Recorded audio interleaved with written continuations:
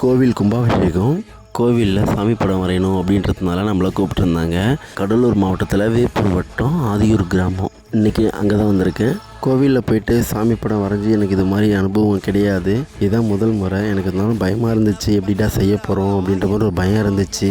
அடுத்த நாள் ஈஸ்வரர் அந்த சாமி வரையணும் அப்படின்னு சொல்லி கேட்டிருந்தாங்க. வாட்டர் பெயிண்ட்டுங்கிறதுனால எனக்கு சீக்கிரமாக வேலை முடிஞ்சிச்சு. அது மட்டும் இல்லை, இங்கேயே ஒரு 3 நாள் தங்கி கிட்டத்தட்ட ஒரு 7 படத்துக்கு மேலே வரைஞ்சி கொடுத்தேன். மற்ற படங்கள் எல்லாம் அடுத்த வீடியோவில் போடுறேன். நான் கேட்ட அமௌண்ட்டை விட எக்ஸ்ட்ராவே பண்ணி கொடுத்துருந்தாங்க.